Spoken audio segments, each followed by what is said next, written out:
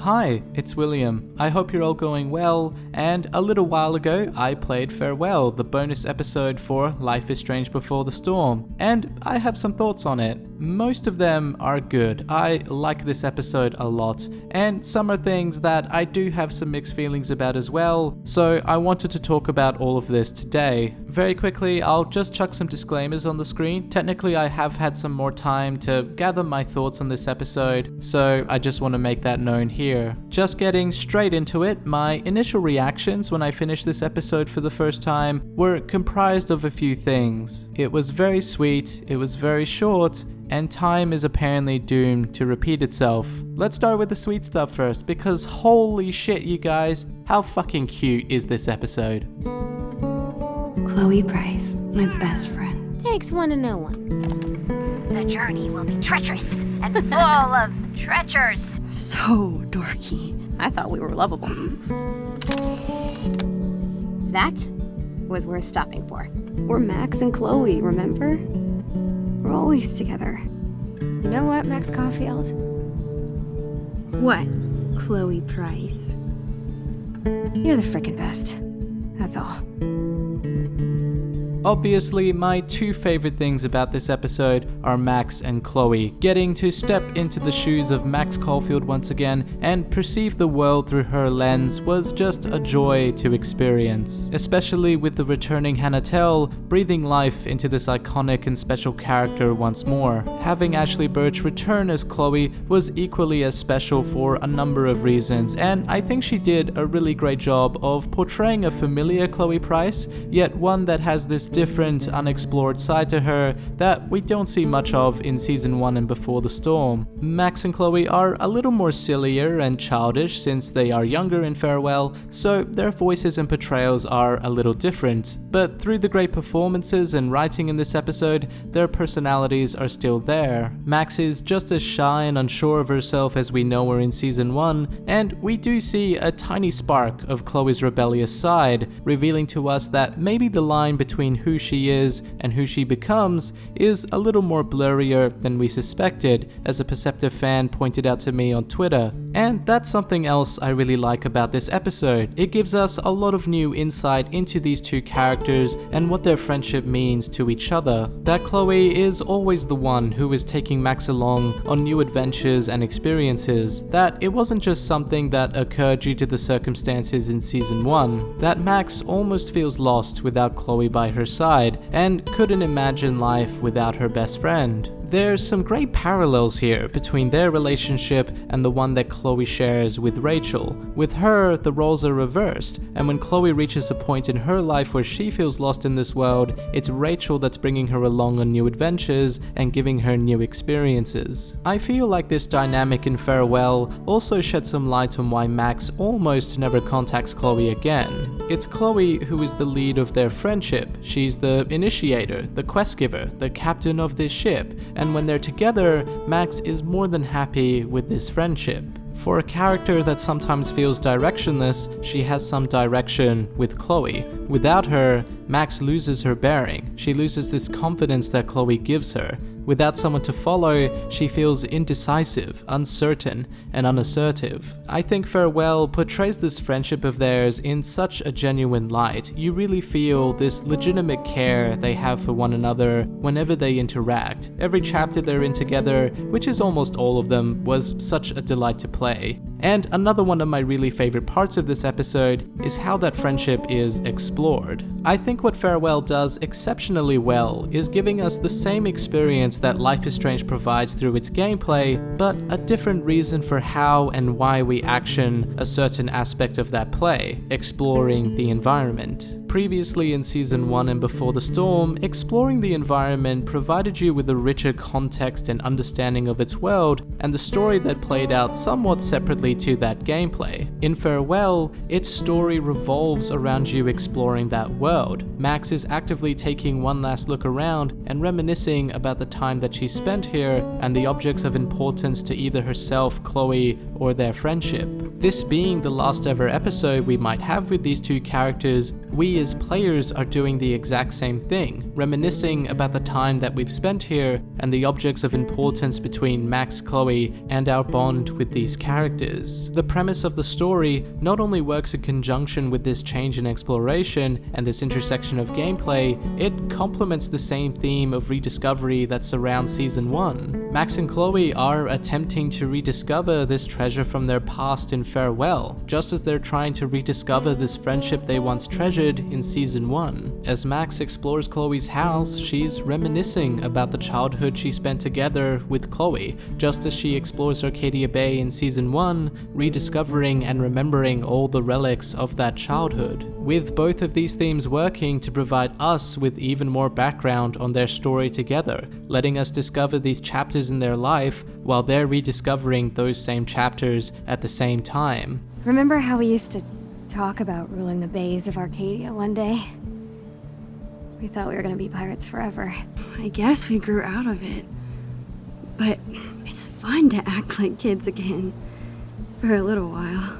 So there's a lot of big picture stuff I love about this episode, and all of this just makes the experience so much more special from the point of view of a fan. But there's also a lot of smaller details I love about Farewell as well. Max finally has some expression in her face with the awesome facial animations that's in use with Before the Storm. We didn't get to see Bongo unfortunately, but we did get to lay a flower on his grave in his memory, which Chloe actually notices and draws later in her booklet. If you missed doing this on your first playthrough like I did, Chloe draws something else instead. On that note about multiple playthroughs though, I was surprised that there were still things that I missed from my first time playing. I like to think I investigate everything pretty thoroughly in these episodes, but apparently I still missed the chest in the attic, which allows you to put on some pirate gear for Max. Totally missed the hug on my first playthrough, was pretty devastated about that. I suspect it happens because of your choice of revealing your feelings to Chloe in the attic chapter, but I can't say for sure now. Cinematically, this episode is a treat to look at as well. I haven't talked about the cinematography as much as I'd like to with the other episodes, but I think Life is Strange just has some amazing direction with its camera work and presentation. There's a lot of praise I want to give to Before the Storm and Season 1 particularly, but sticking to Farewell for now, it hasn't slowed down here. You could take a screenshot during almost any moment throughout this episode and come out with something simple yet beautiful at the same time. Even just the way simple close-ups or medium shots are framed with the lighting and the angles, combined with the subtle movements of the camera in every shot, just gives this lively, intimate quality to what you're witnessing. It does a great job of making you feel like you're looking through a window into this world rather than watching something play out on a screen. Personally, I think video games are just generally better at accomplishing this than movies for a number of reasons. Not all of them do this, but Life is Strange and especially Farewell always does a great job of emphasizing the intimacies of its world and its characters, and it shines through in every way possible here. Speaking of camera angles, there's a lot of great callbacks and references to Season 1 in some of the framing of these shots in Farewell,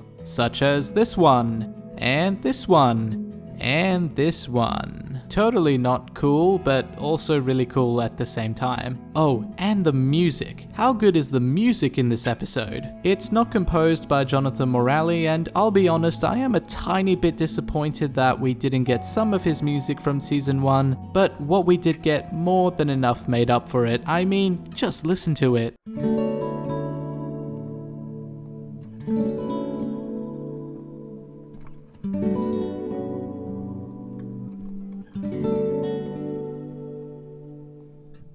I'll be honest, I don't know much about the technical aspects of music. It's why I haven't talked about it too much in the past, even though I think the music is such a big part of this series, so this is the best way I can describe the music in Farewell. It sounds like Life is Strange. It's relaxing and peaceful, it complements the story and the characters really well, it complements the rest of the series spectacularly, and I can't wait to use this music in all of my videos. So, good job Mike Regan, hope I'm pronouncing that right. Overall, Farewell gets a lot right. I loved every second we got to spend with Max and Chloe together again, especially with the themes of rediscovery in the story and how their friendship is explored, with references and foreshadowing to Season 1, along with this soundtrack that oozes the zen, tranquil feeling this series is so good at evoking so easily. For the most part, Farewell is amazing. but there is still something that's bothering me about this episode: the ending. I do have some mixed feelings, technically 3 of them, regarding this conclusion. The first one, which is kind of related to the whole episode, is its length. It's a very short episode compared to the rest of Before the Storm. I did kind of suspect that something like this would happen, considering that it wasn't marketed like the first 3 episodes. Rather than a trailer dropping 1 to 2 weeks prior to the episode's release, like the rest of Before the Storm, they instead posted short clips of some of our favorite moments from season 1, leading up to the final day where we did get a screenshot and then a trailer when it finally released. So this episode being marketed differently, specifically with less content, was a big indication that Farewell was going to be an episode with less content. Which in the end I don't think is a bad thing entirely. It told its story in the time it had, and I think it did a pretty good job at it, but at the same time I would be lying if I said I wasn't a little disappointed with how short it was. It did take roughly the same amount of time as the other episodes to make, so I guess I was expecting another episode of equal length. The second thing I want to mention is the ending itself. The realization that Farewell actually takes place on the same day William leaves to pick up Joyce and tragically dies in a car crash, followed by his funeral taking place 3 days later, followed by Max leaving, and then ending in Chloe's room with a tape that Max has left her. It's a very sad ending, and depending on your choices can range from just sad to depressing as shit. Throughout this episode, we're given 2 opportunities, even though it's really just 1 opportunity, to tell Chloe that Max is leaving for Seattle. If Max doesn't take the opportunity to tell her at the end of the day, then she'll never be able to tell her because of what's happened to William, resulting in her leaving a tape for Chloe, breaking the news only after she's left. If, however, Max does take the opportunity to tell Chloe that she's leaving for Seattle, Chloe reveals she's actually known about this the whole time, which, when you replay this episode, changes a lot about their interactions. That Chloe knew Max was trying to tell her and knowingly distracted her the first time you're given this choice because she wanted them to enjoy the time that they have. That maybe she found this tape earlier, planned to go on one last final adventure with Max, and tried her hardest to make this a fun day, because she wanted to leave her with a good memory. Chloe wanted Max to enjoy this final day just as much as Max wanted Chloe to enjoy this final day, which is shown in her hesitation towards telling Chloe, which makes the replayability of this episode so much more interesting, and the ending where you don't tell Chloe all the more depressing. So I do really like what this choice does in terms of changing a lot of the context with the interactions between Max and Chloe when you replay Farewell. But at the same time, I do have this really big issue with this choice, because it's kind of inconsistent to the events in season 1. How do you know she disappeared? Maybe she wanted to start a totally new life. Unlike you, she would have told me, okay? Something happened to her. It's implied through Chloe's dialogue in season 1 that Max had never told Chloe that she was moving to Seattle. That a part of the anger that she's felt for Max all these years, aside from deriving from her feeling of abandonment, is that she feels betrayed by Max for not telling her, which is in direct contradiction to this choice in Farewell that allows Max to tell Chloe that she's leaving. Even if he chooses not to tell her, Max will end up recording a message for Chloe that does tell her, and that Chloe listens to at the end of Farewell. You could argue that Chloe just didn't expand on her remarks in season 1 and meant to imply that Max never told her she was leaving before she left, but I don't know how solid that argument is, and I feel that Max, in rebutting Chloe's claim, would bring up the tape and say that she did try to tell her. Choosing to tell Chloe that Max is leaving only makes this inconsistency worse because she is actually telling her, and she's doing so before Chloe learns of William's fate and before Max actually leaves. Again, we could argue that after 5 years, it's hard to recall certain details of a day you'd rather forget, so I would understand why Chloe would imply that Max never told her. But at the same time, I feel it would be hard to forget every detail of the day you learn a family member has died, especially especially if you're having dreams that take place on that same day years later. Regardless, choosing to tell Chloe would still result in Max making this tape that still talks about her leaving, and it's not hard to picture a very distraught and grief-stricken Chloe Price listening to her best friend's voice now and again when Max ignores her attempts of contact. So it would be known to Chloe in season 1 that Max did tell her that she was leaving for Seattle. So I'm not really too sure what to make of this choice and this tape. I like what they do, but they're not consistent. This could be one of the many things Deck 9 have changed in Before the Storm that aren't reflective of their original design in Season 1. I haven't talked about this much in the past because I feel it could be its own video, but they have done it and it is a possibility here, along with the possibility that Deck 9 have made a mistake, which is pretty hard to imagine considering how big of a mistake this is, so maybe this is unlikely. But this isn't the only inconsistency in this episode. There's also this line at the beginning from Chloe. But isn't your mom gonna freak? She's probably cooking with the radio on. She won't hear a thing. So Chloe is implying that Joyce is home, downstairs, and cooking, and possibly has the radio on. But considering the events prior to Farewell in the Season 1 photo jump, she's actually out grocery shopping, which William acknowledges to Chloe when he leaves. So Chloe knows at this point that both William and Joyce are out of the house, but supposedly a few hours later when Farewell starts, she's assuming that Joyce is downstairs cooking. Again, I don't really know what to make of this contradiction. It doesn't make sense to be a retcon, but it seems like such an obvious mistake that it's hard to believe Deck 9 would make a mistake like this. Maybe I'm giving them too much credit, I don't really know. Then there's the possibility of some time travel shenanigans going on, since the butterfly that Max draws during the rewind appears briefly on the fireplace, which brings into question which timeline Farewell takes place in, which is a topic for another day. All in all, I don't think I can rule out that this is a mistake, and Farewell isn't the only episode that has a few mistakes. My third problem with this gut-wrenching and tear-inducing ending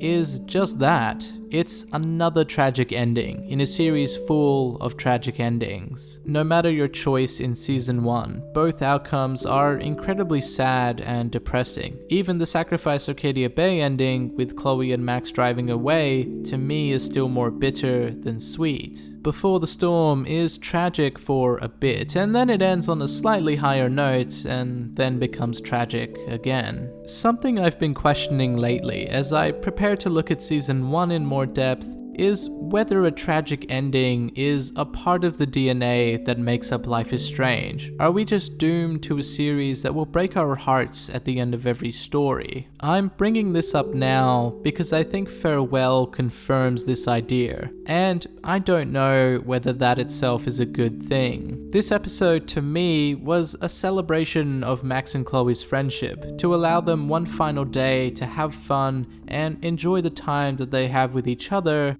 But rather than end on a really strong note about their friendship, this episode still decides to end on tragedy, ending on that friendship splitting. Now, I'm not against tragic endings. I don't believe every story should have a happy resolution where everyone lives and everything is resolved. Life is Strange is a story full of tragedy, with characters whose lives are full of misery and pain, and that we as players, for the most part, experience with them in Season 1 and Before the Storm. Chloe will always end up losing her father. Max will always end up moving away. These events are unavoidable, even with the power to literally change those events. Tragedy is a part of life, and in a way, I'm glad Life is Strange embraces these realities, even if the circumstances are a bit unreal. But I can't help but feel that Farewell had this amazing opportunity to be different. I think what a tragic ending does for a story is it makes the small, almost insignificant moments that lead to that end so much more important and special. The destruction of Arcadia Bay greatly signifies all the small interactions you have with its townspeople. The decision to let Chloe Price not just die, but to have this one special week erased from existence brings this certain appreciation for all the smaller and subtle moments she shares with Max. It's the pain from these these events that makes the pleasant moments even more so. And it's a part of the reason why I think we as fans love these characters so much, and just like them, we want these moments to last forever. Now, does Farewell's ending accomplish this? Yes, it does, and I think it does it pretty well regardless of the inconsistencies with the tape.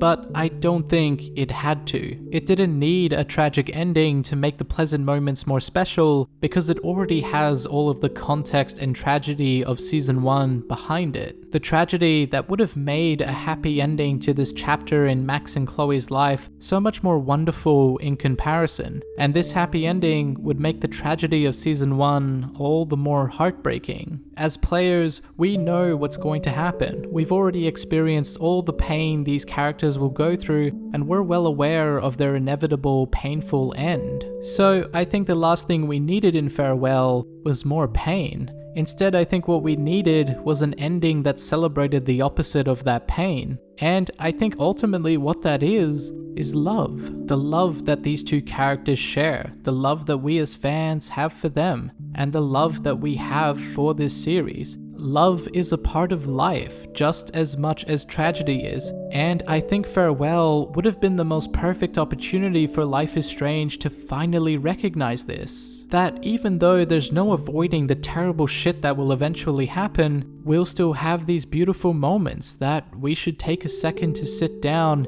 and cherish. At some point in our lives, we're going to have to say farewell to the things we love, whether it be people or stories or places, and the reason it's sad to say farewell is not because of the painful memories. It's because of the ones that bring us joy, the memories that we hold dear. I think if Farewell would have realized this and had an ending that celebrated those memories we have of this game and these characters, it would have made a happy ending so much more emotionally powerful than the one we currently have. It would have been so much more sadder to say goodbye to these characters, and it could have done this without another tragic ending, without retconning a very important story detail, and by evolving what Life is Strange could be and what it could teach us about life.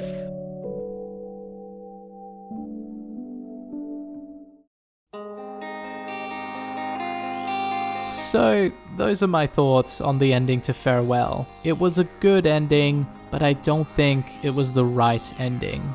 For my final thoughts overall, I enjoyed my time with this episode and these characters immensely, and I'm going to miss them a lot. I sincerely appreciate the opportunity Deck 9 gave us to spend a little more time in this world, and it's still pretty sad to finally say goodbye to these characters that we've known and loved for so many years. All good things must come to an end, and Farewell, for the most part, was a pretty great thing. Thank you so much for watching, and as much as I'd like to say farewell, I think the more appropriate response would be until next time.